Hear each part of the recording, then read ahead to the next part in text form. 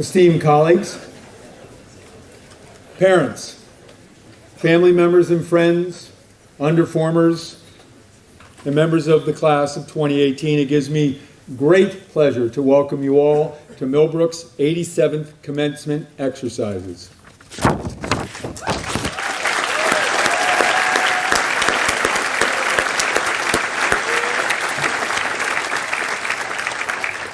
Reverend Cameron Reynolds Hardy will bless this commencement, and none are better suited for the task as her Millbrook connections are broad and deep. With her husband, Bill, she joined the Millbrook faculty in 1990, and together they are Millbrook parents 3 times over. A graduate of Bowdoin College and Yale Divinity School, she has held and continues to hold numerous and varied roles on our campus: ceramics teacher, dorm parent, activities director, associate dean, advisor, college counselor, and now chaplain. Chaplain Hardy.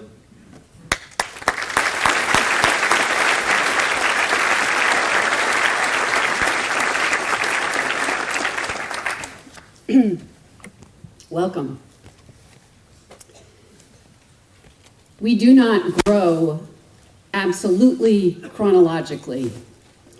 We grow sometimes in one dimension and not in another, unevenly. We grow partially. We are relative.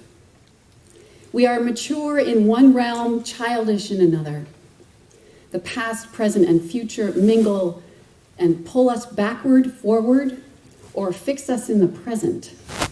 We are made up of layers, cells, constellations.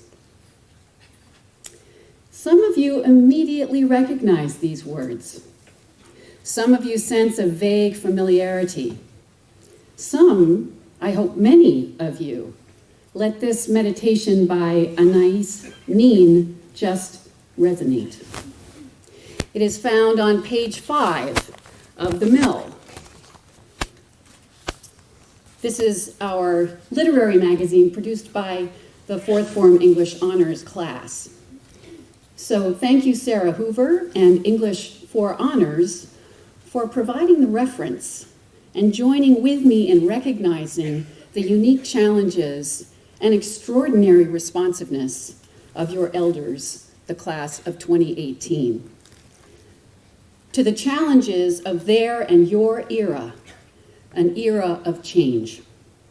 Call it global climate change, call it tectonic political change, hashtag it #MeToo, and March for Our Lives. Call yourselves Gen Z or Gen Pivotal.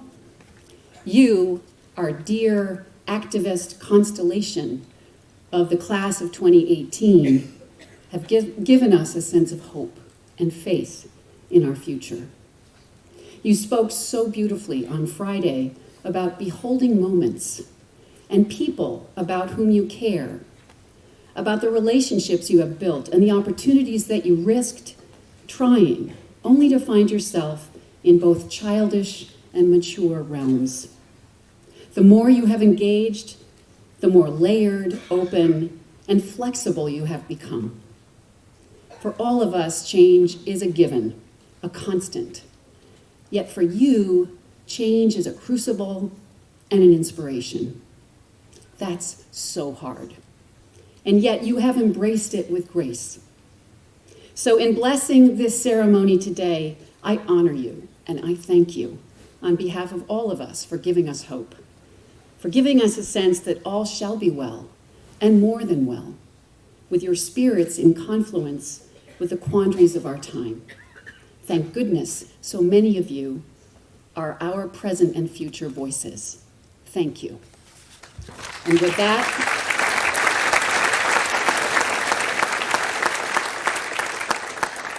with that, I invite us all to call upon what is highest and deepest by the name each holds sacred and dear.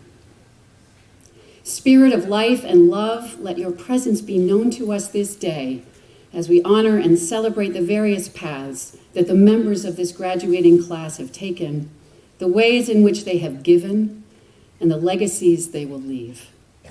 Help us to hold in our hearts and minds their many accomplishments, the joys and sorrows we have shared, and as we celebrate change, the very essence of life, we have all been challenged, we have grown, and have been transformed this year. Be present. Be present as we give you praise. Amen.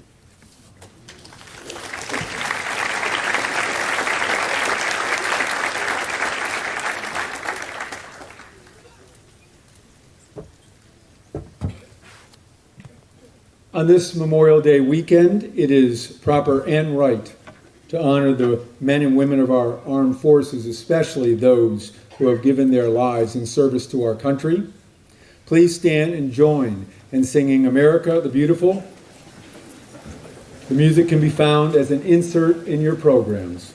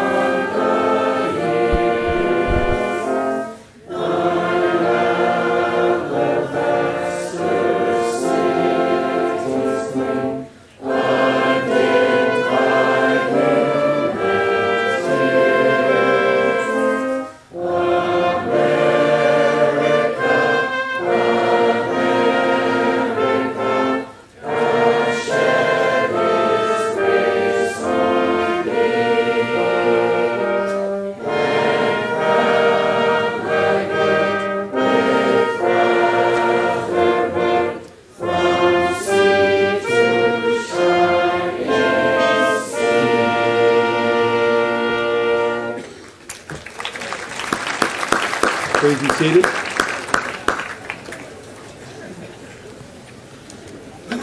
Kathleen Dill will offer this morning's welcome. and congratulations from the Board of Trustees. First, though, a few words of introduction. Ms. Dill is a Millbrook graduate, class of 1985. She is a proud Abbott girl who captained the soccer team and is a founding member of the girls lacrosse team. From Millbrook, it was on to Colgate University. She is devoted to and much respected at Millbrook and Colgate, as evidenced by her service on the boards of trustees at both schools.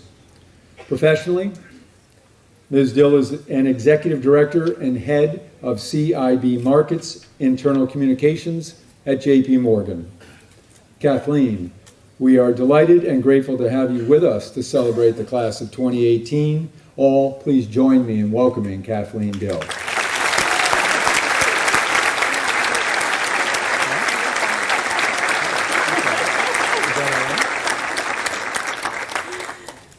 Good morning, everyone. I am incredibly happy to be here with you this morning. And on behalf of the Board of Trustees and our headmaster, Drew Casertano, I want to welcome everyone to Millbrook's 87th commencement address exercises. So this is an amazing day, right? Because first of all, everybody loves a graduation, but also because it gives us an opportunity to stop, reflect, and be proud of everything that we've accomplished. The beauty of our campus is seen in the new dining hall, improvements to our faculty housing and the zoo expansion, new challenges for students with risk, which I'm not sure what it is, but I heard it's a really amazing thing, so you guys will have to confirm that for me. And the independent study in science, and securing our future through the generosity of so many of you who helped us meet the Königsberger Challenge and to build our endowment. And so with that, I want to address all of our families who are here today in body and in spirit. I just want to thank you personally and on behalf of the board for sending your child to Millbrook, a place where every student is needed and known. And whether it was for 1 year or 4 years, this is a place that meets every student where they are, embraces all of who they are, but critically pushes them to shift and to grow and to become the best version of themselves. So thank you. Our amazing faculty and staff who know your children so well and care so much for them and about them could not do what they do without your support, both your active engagement, but I also think almost more importantly, when you trust them and choose, sometimes I'm sure with difficulty, to stand back and let them take the lead. So thank you and welcome. Finally, to our graduates, first and foremost, as Drew said, I do want to offer my congratulations to every single one of you, and there are a lot of you, so that's a lot of that. And even though it was 33 years ago, which was your life twice, I remember sitting right where you are now, wearing my white dress, not this one, but and wondering how I could ever move on from this quad. And you can see by the fact that I'm wearing a white dress that I kind of feel like I didn't really want to move on from this quad. But at the same time, I was really eager to do just that. I had learned so much here in the classrooms with amazing teachers like Mr. Post and Mr. Collins, and community service with Mr. Anthony, which is why Colgate actually wants me on their board, because Mr. Anthony taught me really well how to ask people for money. The confidence to try new things I learned here, lacrosse and Pop-Tarts, which I had never had before. The patience to keep trying some things that I really had no idea how to do, like tennis, don't look up those stats, and calculus. The sportsmanship and compassion, as Drew said, to lead a team through wins and also, sadly, through Hotchkiss. How to be a part of my community and to support my classmates and do my dishwashing, how to value people who are very different from myself, and most of all, how to be a good friend. So I say to you that so much of our campus and our school experience has changed, but what hasn't changed is the amazing community that's built here. And for those of you who are ready to go and just want me to stop talking so you can get the diploma and get out, I'm so happy for you, because it means that you've taken advantage of every opportunity that this school has to offer, and you will be well armed for anything that comes your way. But for those of you who feel like I did, and maybe do, I'm sure there's a long list of things that you'll miss. I certainly had mine: chilling in the Eco Hut, candlelight, free days, my personal favorite, intercession, and of course, senior prank. But just remember that you will always be a part of Millbrook, and Millbrook will always be a part of you. And while we'll be proudly watching as you accept your diplomas today, we want you to know that we're waiting and eager to welcome you back whenever you drive down School Road in the future.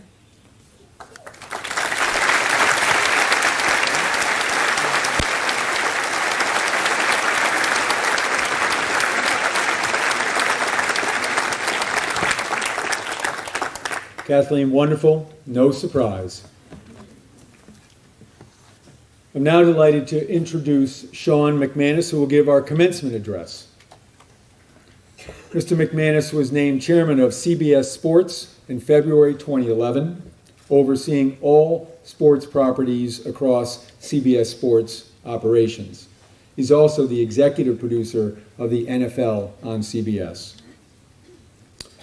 Mr. McManus served concurrently as president of CBS News and Sports for more than 5 years prior to be named chairman.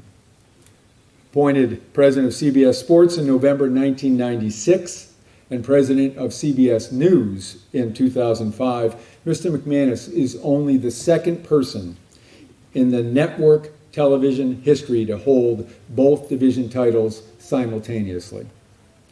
Mr. McManus comes by his interest and acumen in televised sports naturally, as he is the son of the late legendary sports broadcaster Jim McKay.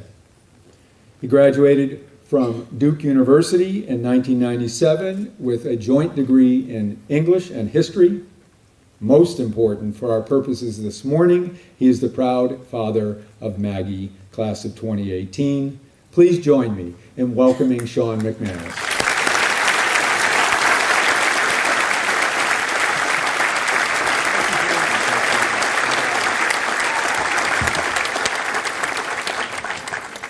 Good morning and welcome to Headmaster Casertano, faculty, parents, grandparents, friends, underformers, and most importantly to you, the graduates of 2018.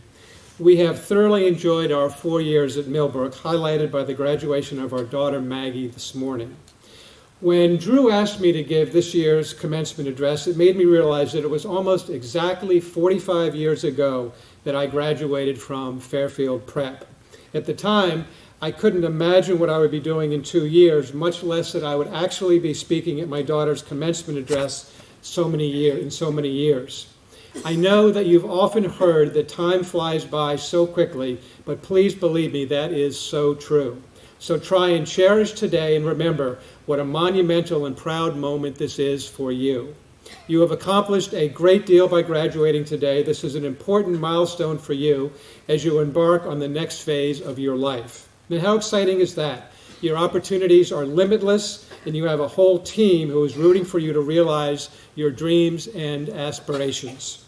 I was very lucky that I knew from an early time in high school that I wanted to make my living in sports television. My dad, as Drew said, is the well-known sports broadcaster Jim McKay. So I grew up going to great sporting events like the Olympics, Indy 500, Kentucky Derby, and many others. So the excitement of presenting great sports events on television to the American public was in my blood. After Duke University, I was hired as a production assistant at ABC Sports. That is the lowest and absolute lowest man on the totem pole. A PA is responsible for everything from booking the hotel rooms, picking out the music for the broadcast, coordinating all the on-screen graphics, setting up interviews with the players, and 1,000 other tasks. The job forced me to be totally organized, creative, and to always be anticipating the next pitfall. During the live broadcasts, I was yelled at constantly as the lowest member on the team and took the brunt of the verbal abuse from volatile producers, directors, and all the others. To say that it was a trial by fire is a vast understatement. But it taught me to really think on my feet, to react well under pressure, and to always be thinking 3 steps ahead. As an example, when I picked up executives at the airport, I would have already checked them into their hotel so they could go right to their room. It also taught me to work harder than anyone else, and if that meant sweeping out the studio or getting coffee for the producer, I would do that. From the early days of my career, I was always the first person in the office to turn on the lights in the morning and the last one to leave at the end of the day, although I must say that now that I have a family, I leave at a more reasonable hour. A saying that you often hear in commencement speeches is, step out of your comfort zone. Well, I was certainly out of mine constantly as a PA. Years later, when I was given the job as president of CBS News, once again, I was in a professionally uncomfortable position.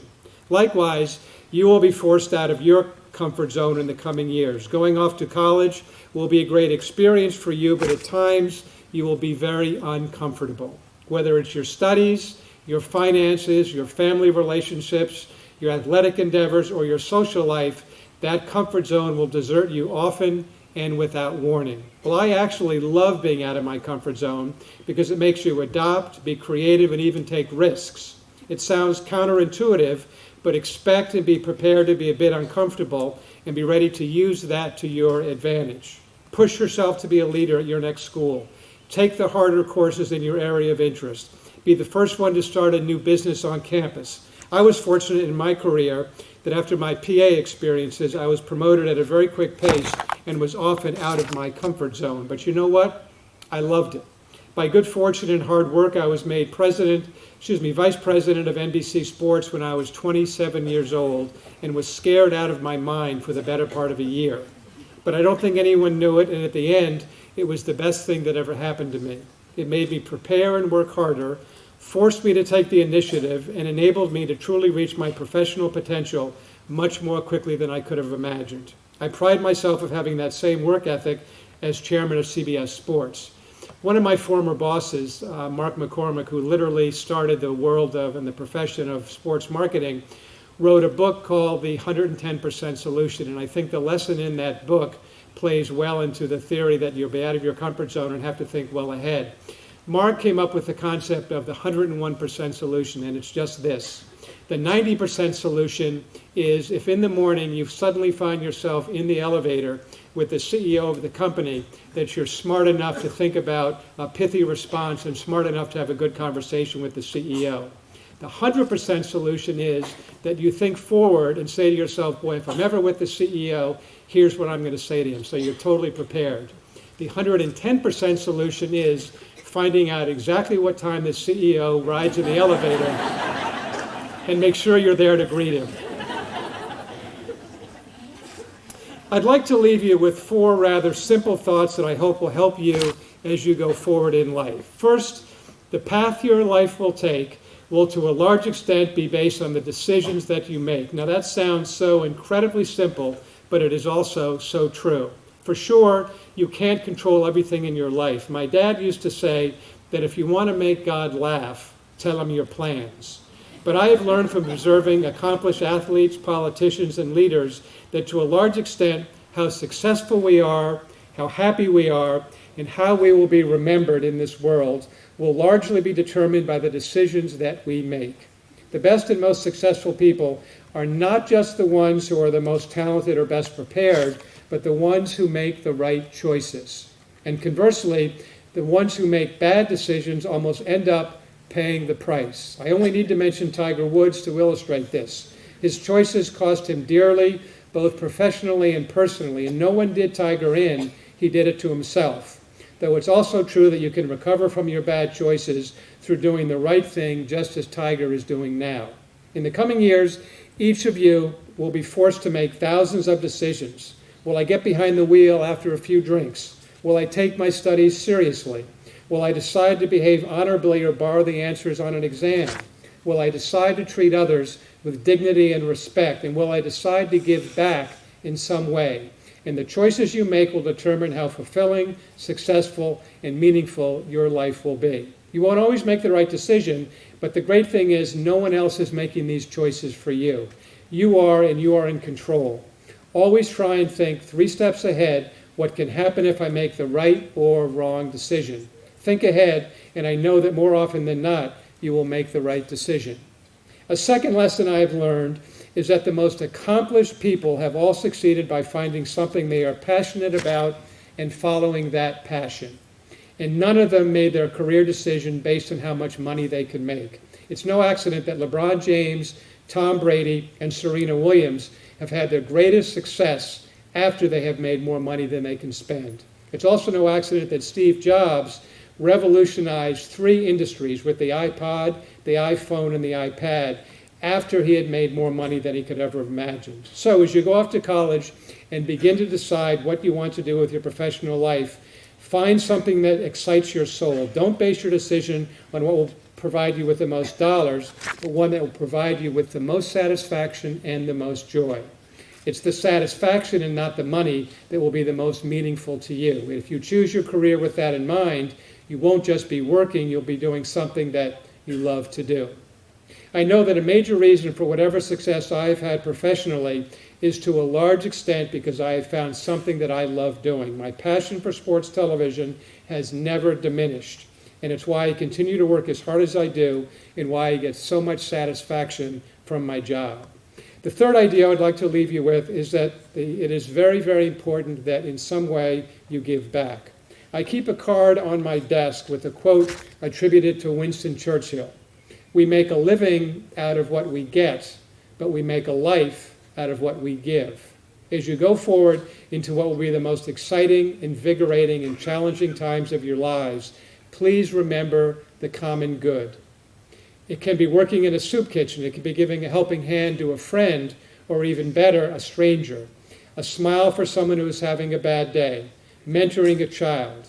I really do believe that each of us can make a difference in this world in so many big and small ways.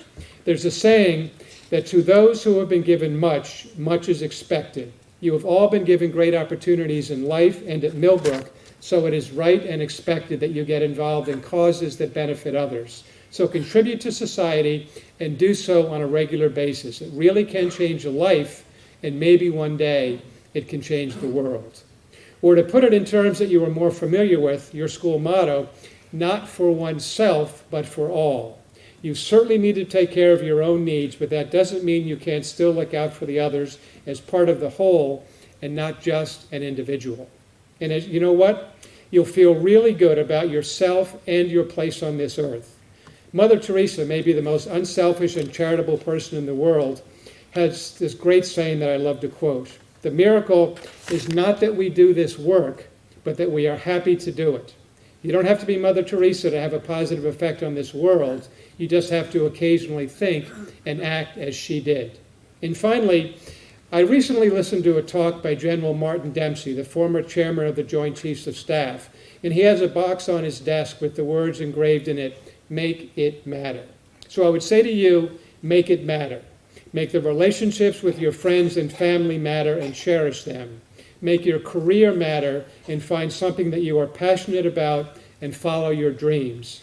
Make your life matter, live honorably and with generosity, or as Drew likes to say, live a life of meaning and consequence.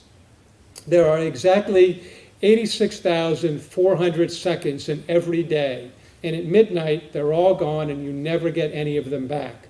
So try and make every one of those days matter. You live in the greatest country in the world, and yes, we are facing enormous challenges in what sometimes seems like insurmountable problems. Please don't lose sight of those challenges, but also take time to enjoy your friends, your family, your freedom, the outdoors, wherever you find pleasure and peace, and keep your perspective and remember things are seldom as bad or as good as they seem. Have a good laugh with your friends. Throw a frisbee on the squad. Enjoy your favorite meal or play your car radio really loud. Just not when you're filling up at gas, because that's really annoying. You're young, you're well educated, and you have your entire life ahead of you. And if you make the right decisions more often than not, you're going to do great and maybe even do great things. In the coming years, you probably won't remember much of what I said today, but you will always remember this day. You did the work, you earned it, and when you get that diploma, please take a moment and enjoy your accomplishment. You worked hard for this moment, and you should be very, very proud. And one last thing, thank your parents at some point today and give them a big hug. Let them take your picture as often as they want, as annoying as that may be, and appreciate how much they love you and what they have done for you. In their own way, They will always be there for you, and you will still want them and need them during the good times and the bad times. And remember, in the blink of an eye, you may very well be sitting at another commencement ceremony one day watching your son or daughter graduate, and you will want them to hug you. You have the great luxury of youth, and you have so many good and meaningful times ahead. I wish you nothing but success and good fortune, and most of all, happiness. Graduating class of 2018, congratulations to you all.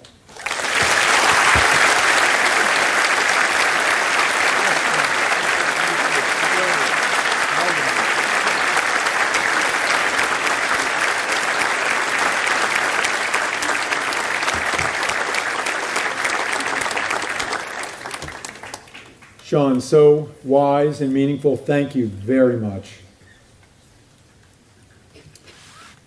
It's a tradition for the sixth form to elect one of their own to speak at commencement.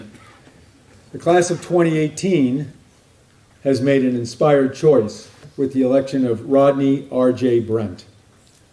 Before I ask R.J. to come forward, I'd like to tell him and all of you that in 1960, the senior speaker was Peter John Wallace, who tragically lost his life while he was an undergraduate at Yale. Each year, in memory of her son, Mrs. William Leonard donates a special gift that is presented to the elected speaker. RJ, please come forward to accept your gift and share your parting words.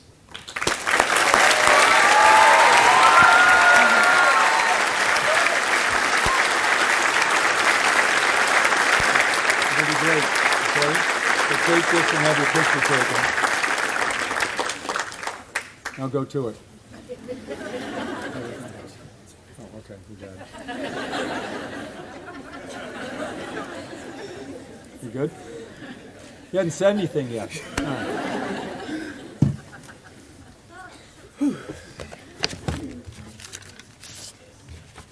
Hello. First, I would like to address the elephant in the room. Yes, I am very nervous. And no, I did not write this last night. If any of you know anything about the Millbrook School class of 2018, you know that we are honest, probably to a fault. We almost always say what's on our minds.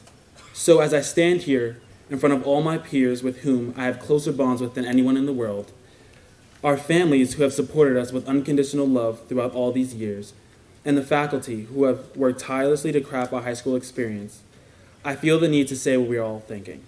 Thank God it's over. When we were young, impressionable middle school students, we dreamed of going to high school because it was the place to be. I may be naive in my thinking, and I hope I'm not alone here, but I literally thought high school was going to be like High School Musical. All fun, no drama, lots of singing and dancing. To say that Millbrook isn't like Eastside High is an understatement. Here we've had to deal with drama, complicated relationships. We have teachers who bug us to no end, making us do so much work. And there was very, very little singing and dancing. In those hours of work, we often ask ourselves, how will this prepare us for the real world? Well, now we have the invaluable experience of doing things we don't like. Through all the drama we've encountered, we've gained experience coexisting with people we might not necessarily like or find commonalities with, unable to look past our differences. And we've gotten pretty good at speaking up of things that bother us. But we also know everything has two sides, and it depends what side you choose to look at. And so, fellow graduates, let me take a minute to remind you, and everyone gathered under the tent today, that even though we have complained a lot about our time here, we've also had incredible, unforgettable, incomparable fun. Let me give you 3 examples. Example 1. You probably all have heard me complain about going to class this week. It started third form year, and well, it was true this past Wednesday. I actually slept through Ms. B's intro to calc class. And this has happened before, and it really bothers Ms. B. And I probably would have slept through the whole period, except Ms. B decided to take a class trip that morning to my dorm room. Yes, I could think of this as annoying, but the truth is, it was pretty awesome. and makes for a good story to look back and laugh at. Where else does this happen other than Millbrook? Example 2. In my third form English class, I was doing a great impersonation of Miss Allen, and Mr. Allen walked through the door and the class demanded I do the impersonation for him. I'm gonna do it for you guys. You ready? Miss Allen, I hope you're here. I love you. So, on Monday mornings, when Miss Allen was really excited to start class, she'd go, "Oh my God, good morning, class. How was your weekend?" And when Miss Allen got really excited, she was like, "Oh my God, oh my God, oh my God," like literally like a teenager, and it was something that I really loved about her. This memory is mixed with embarrassment, grief, and love, but I mostly remember this moment as fun. Example 3, third form year, it's 1 a.m., 2.5 hours past lights, and the Harris Storm parents have taken everyone's phone. My roommates, Dylan, Sam, and I are playing Monopoly, the card version, and Vince walks into the room. When we see him, our eyes widen, but we don't move because there's no way of hiding what we're doing. We brought this huge table into our room.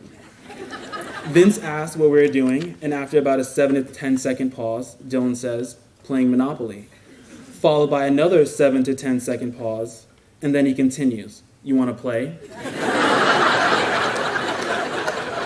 Instead of blowing up in the way Vince usually did, he played a good 2 or 3 games with us.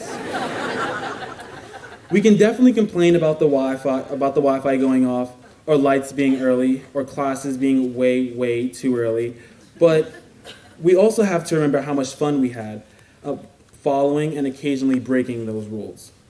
I hope when we all look back on our time here, we remember the good times. Because I know when I look back, I'm going to miss Miss J making me soup in the health center when I'm sick, and I'm going to miss hearing Mr. Williams say, "Good to see you," when you show up late to dorm meeting or college counseling. So yes, our time at Millbrook might have been complicated, but honestly, what worthwhile high school isn't? Not all high schools had the fun that we had, the experiences that we had, or the bonds that we have. And for that, I thank you, class of 2018, for sticking it out and riding the Millbrook roller coaster with me. I started this speech talking about an elephant, so in an effort to come full circle, I figured it was right to end as well. A group of blind men heard that a strange animal called an elephant had been brought into town, and none of them were aware of its shape or form. Out of curiosity, they said, "We must inspect to know it by touch, which we are capable." So they sought it out, and when they found it, they groped about it. In the case of the first person, whose hand landed on the trunk, said, "This being is like a thick snake." For another, whose hand reached the ear, it seemed like a fan. For another person, whose hand landed upon the leg, said, "The elephant seems like a pillar, like a tree trunk." A blind man whose hand was placed upon the side said, "Elephant is wall." Another who felt his tail described it as a rope. The last felt its tusk, stating that the elephant is that which is hard, smooth, and like a spear. If you only know one part of the class of 2018, you know that we are sports players, academics, artists, and complainers. But if you look at us as a whole, we are awesome. Thank you.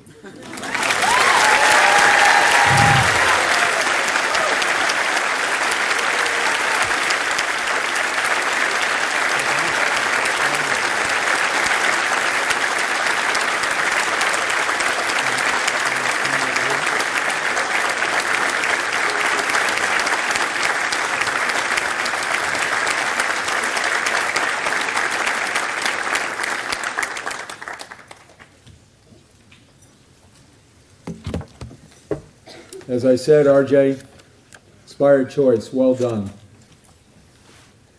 Before I turn to the commencement prizes, I'd like to help me correct an oversight. Starting in her third form year, Lizzie Carter has been a standout member of the girls varsity lacrosse team. Thus, she's a 4-year varsity letter award winner. As we failed to recognize Lizzie last night at prize night, please join me in congratulating her today for her stellar athletic career in Millbrook.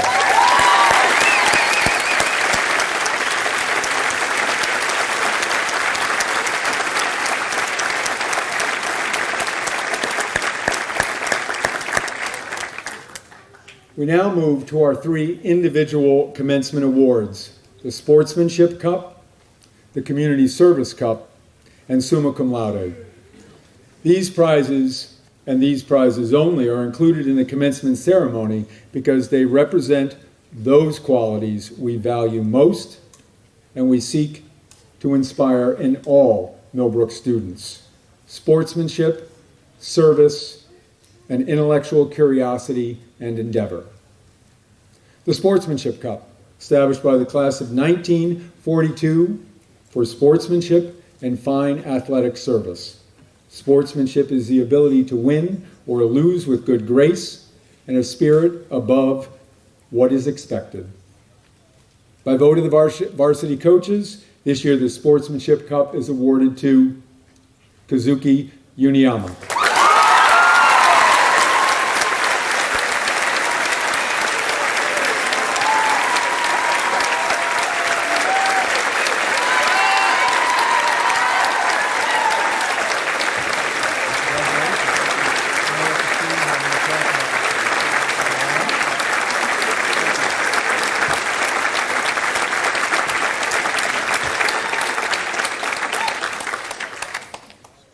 This is a basketball story. That's right, a basketball story. Though Kazuki is a recruited college cross-country runner, my favorite memory of him as an athlete comes from last winter's boys' varsity basketball game against Choate. Kazuki found himself on the court guarding a behemoth at 6'5", 6'6", and weighing well over 220 pounds. You get the picture. But what you may not have seen is Kazuki's attitude. He accepted the challenge, kept his head up, and pushed hard against this giant. No anxious glances to Coach Tom, no why me gestures. Kazuki just did his job as best he could, which is exactly how he rolls. And when it was time for him to take a breather, he calmly took his place on the bench after receiving a cascade of high fives from his teammates and coaches. I like the quote, "Sports don't build character, they reveal it." Kazuki, you have revealed so much about yourself, and as Brian Krause, Director of Athletics, wrote, a character that is fully deserving of the Sportsmanship Cup. We send you off to Rensselaer Polytechnic Institute with our heartfelt congratulations and thanks.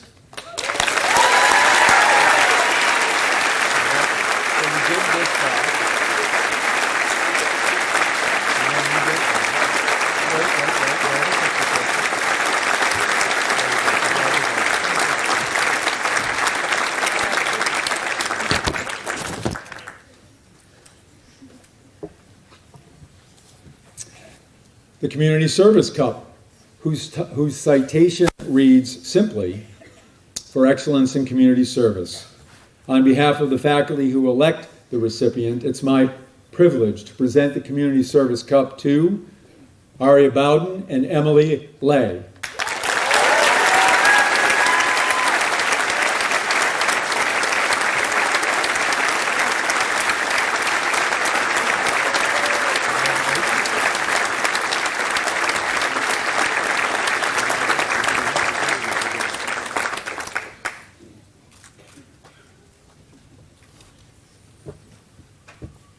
As Elaine Lifter, Aria's advisor, said, she arrived at Millbrook with one persistent question. What can I do to give back to this community I'm part of? And Aria then set the example of how to answer that question. She has served as a trusted peer counselor, a leader for both a more sustainable and inclusive Millbrook, and a driving force for an enhanced outdoor education program here on campus. Most significant, Aria has been a shining example of how to contribute and to give of your best self in times of challenge and adversity. According to Sarah McRae, Emily Lay's advisor, Emily just keeps saying yes. Yes to dorm leader, yes to co-editor of the yearbook, yes to student tutor, and yes to running the printing community service. And the thing is, she's not trading one for the other. She collects them. Her quiet dedication to helping others is so understated, it almost seems like an accident. Like she just forgot to stop helping in one service while going to the other. Requirement or acclaim are beside the point. Emily Lay serves because she cares about the community. Ari and Emily, Middlebury and Hamilton will be so much the better to have you there. Millbrook thanks and congratulates you with the Community Service Cup.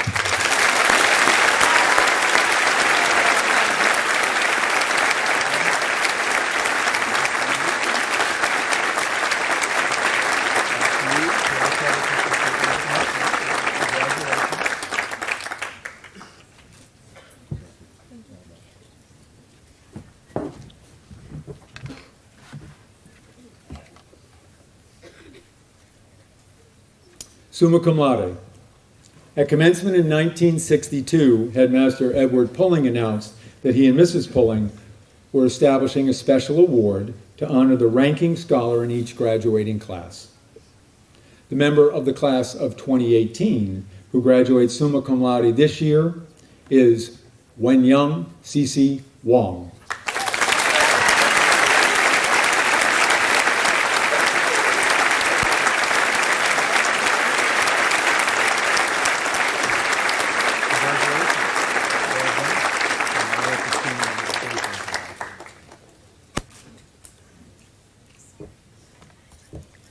Cece's extraordinary ambition is certainly part of the reason why she stands before us as the ranking scholar in her class.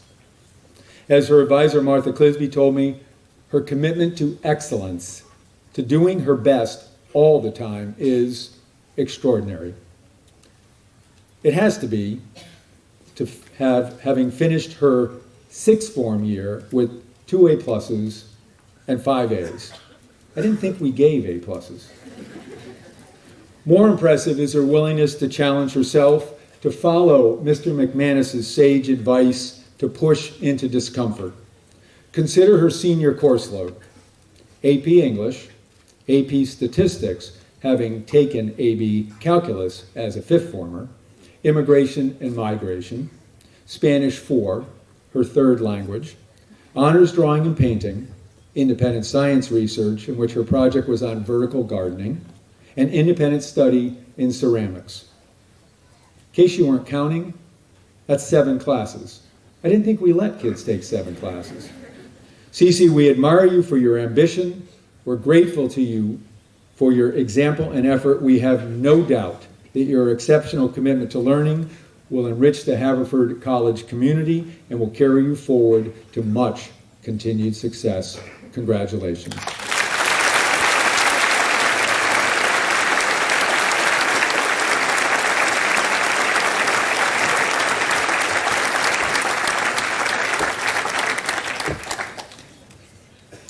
Ms. Dill and Ms. Havard will now assist me in presenting the diplomas to the class of 2018.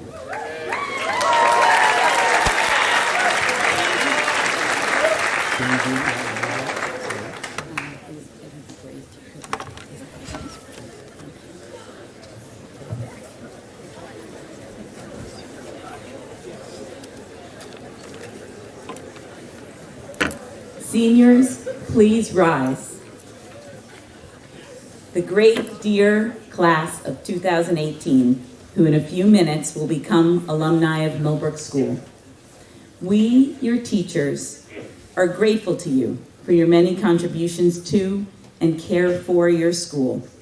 Perhaps what we will remember most, what I will remember most, is what Will talked about so well in the moving up ceremony on Friday. You have been friends to one another, loyal, truthful friends, friends who see and who seek the best from one another. May you have and be such friends always. Zoe Rose Accord.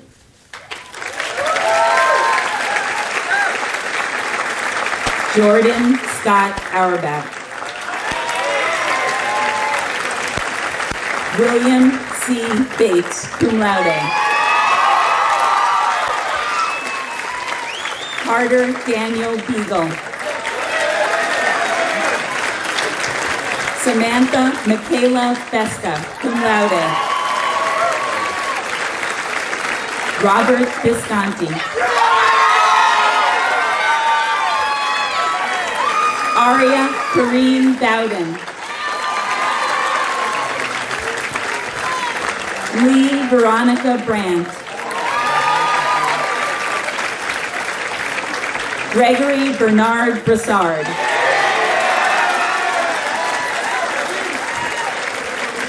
Rodney Isaiah Brent Jr. Nicholas Christopher Brody. Kasai T. Brown.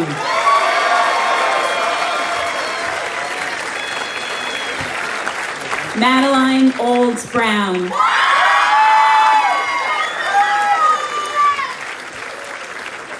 Carrie Ann Carr.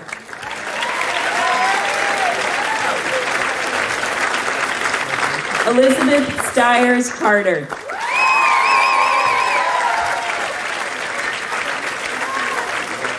Hannah Rose Kavanaugh.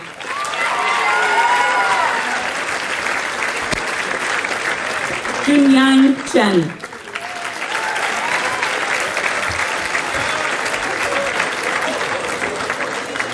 Zihan Chen.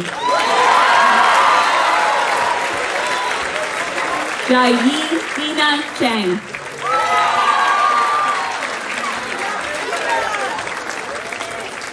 John Alexander Conahan.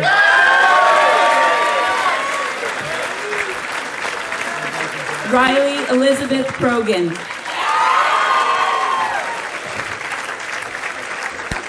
Emily Ann Cumming.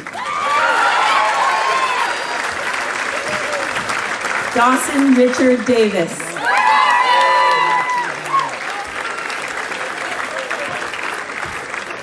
Corley Croft DeTuro.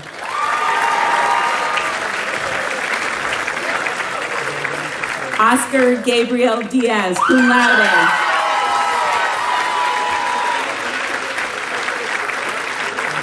Daniel Francis Diamond III.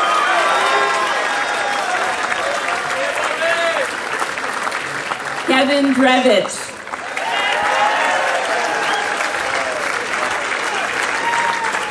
Nicholas Anthony Durso.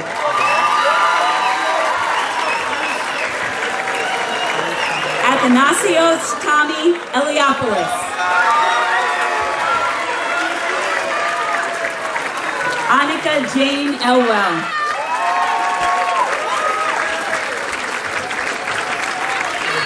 Jessica Lynn Foote. Woodward Brenton Galbraith. Sally Ray Gallup. Olivia Ann Garrett Davies, cum laude. Alessandra Margarita Grandin. Austin Alexander Hamilton.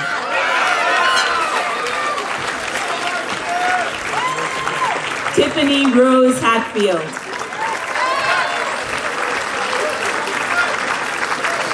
Shinyu Cindy He, cum laude.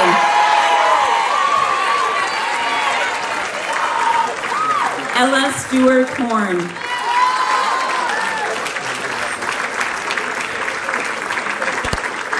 Sing Pu.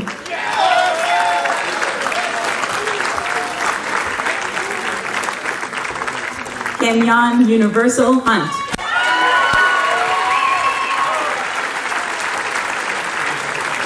Sam Sheets Yakovazi.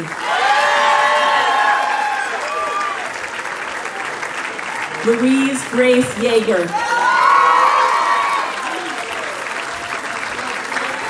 Stella Claire July.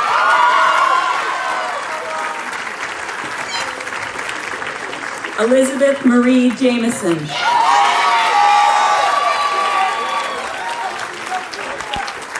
Tyler John Kelly.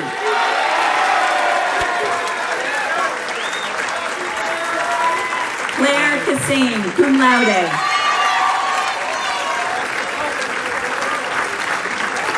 Antonia Elena Ferenc Koslowski.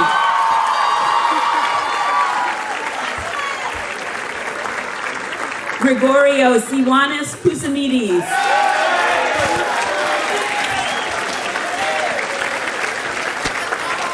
Lily Mae Lazarus. Yock Emily Lay.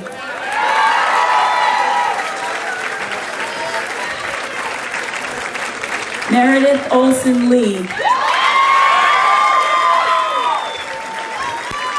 Jacob Bradley Leone.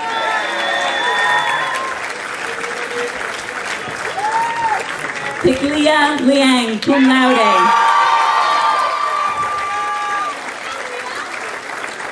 Ryan Paul Malata.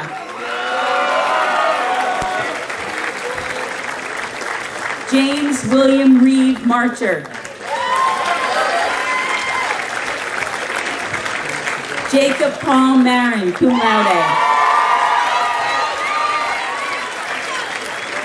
Angelina Marie Marin, cum laude.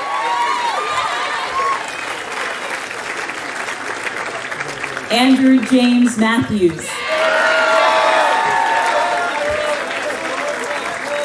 Ava Margaret McCoy.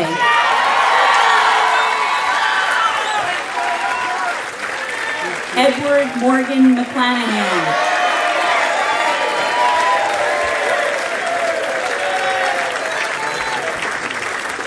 Margaret Corey McManus.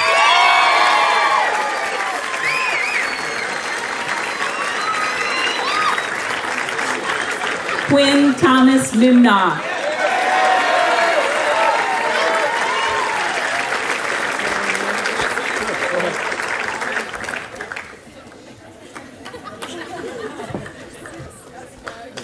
James Stanley Newell Moyer. Eleanor Linnea Muckstad.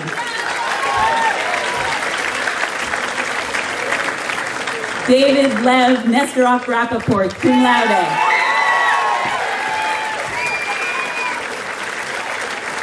Emma Louise Oliva.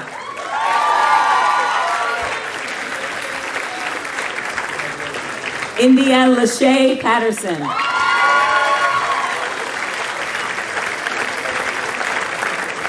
Juan Kelly Thon.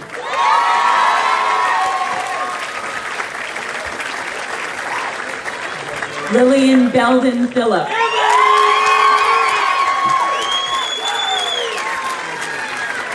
Richard Joseph Katura.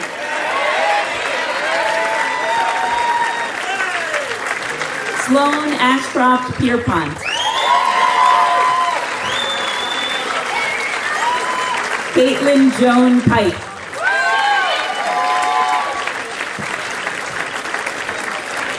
Ava Leggett Porterero.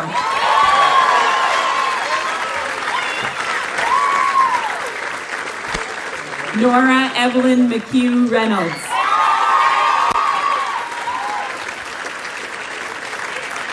Guillermo Rode Viesca.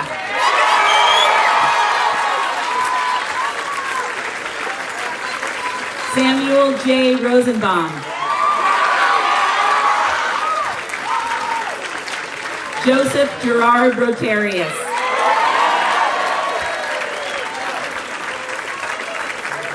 Corey Wildbacker Runquist, cum laude.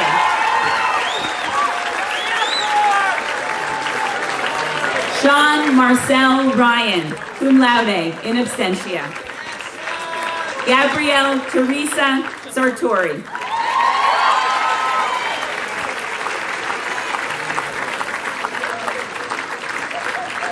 Dylan Lee Schmaltz.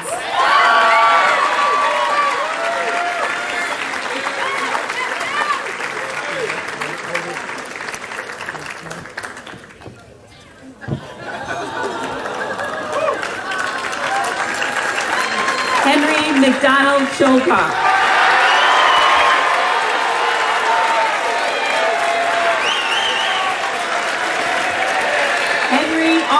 Schultz, cum laude. Tucker Davison Sloan.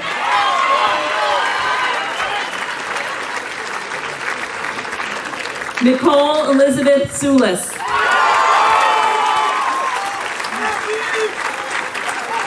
Jake Talhami. Zachary Owen Taylor.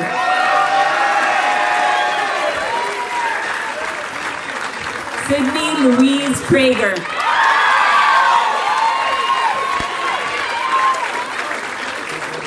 Zachariah Tukey.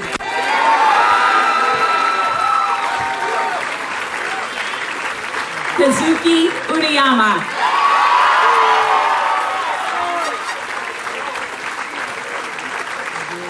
Sihan Henry Wong.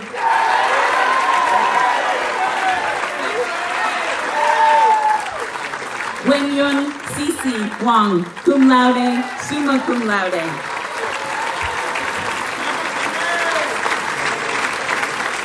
Christopher Joseph Wilkins.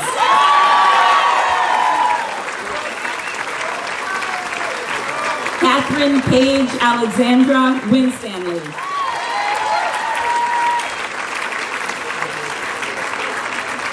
Soiree Cherry Zhang, cum laude.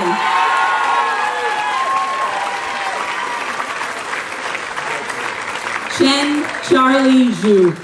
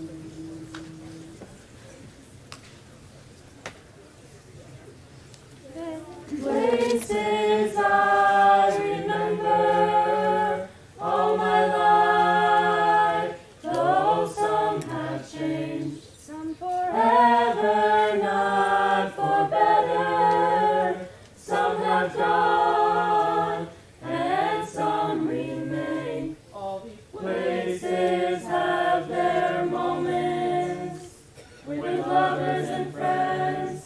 I still can recall. Some are dead and some are living in my life. Ooh. All these friends and lovers, there is no one compares with you. And these memories lose their meaning when I think of love as something new. Although I know I'll never ever lose affection for people and things. Before, and I know I'll often stop and think about them in my life.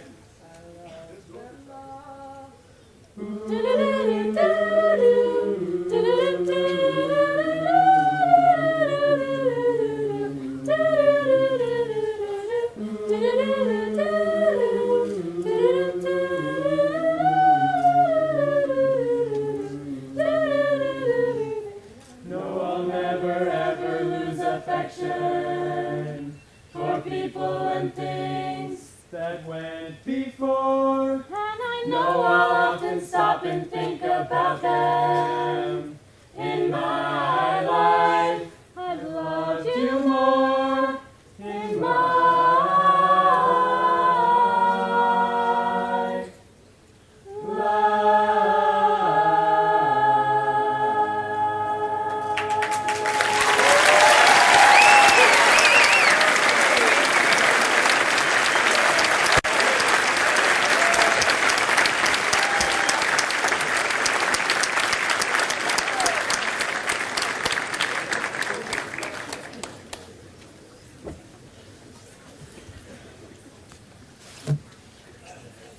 a few moments, you'll leave this tent as Millbrook graduates, but before you do, I ask you to listen up for one more time. Life is inevitably complex and challenging. It's unfair, disappointing, cruel, painful even. Life is beautiful. It's filled with opportunity and wonder, and people whose kindness and caring are extraordinary. Both statements are true. To help you cope with the former and find more of the latter, I offer these suggestions. Be grateful, lest you become entitled. Be humble, lest you feel you know it all. Be courageous, lest you avoid worthy challenges. Be compassionate, lest you become callous. Give to the annual fund.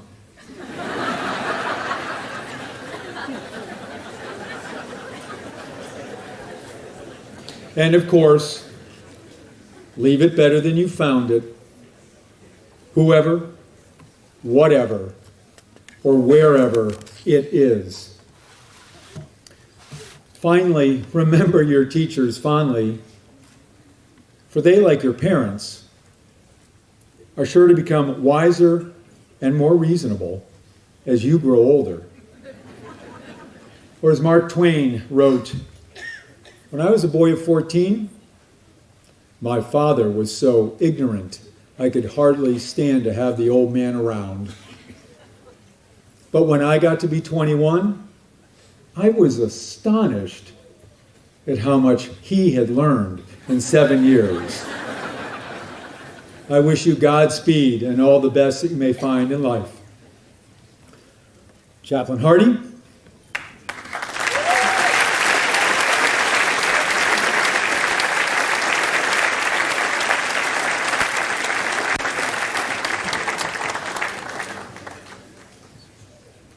Let us join in a spirit of meditation and prayer. On the verge of an end and a beginning, Creator God, source of our knowing, bless us. We are generations of families and friends, teachers and students, parents and children. We give thanks for the contribution of abundant and diverse gifts offered by each of us throughout this year. We give thanks for trust in our strength to be challenged, that we will endure and we will gain insight.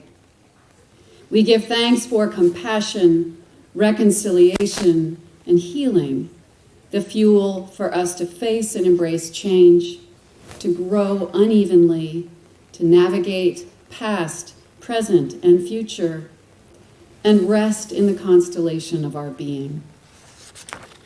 And for the great gift of kinship and friendship, that gift which will sustain us as who we are long after we part ways today.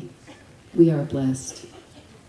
Spirit of peace and ultimate compassion, bless the families of these graduating sixth formers who have sacrificed so much to bring their children here. The educators, the staff, and the faculty who teach about living life. And bless the class of 2018 as each of its members part from us and live into their lives beyond Millbrook. All this we ask in the name of what is sacred and true. Amen.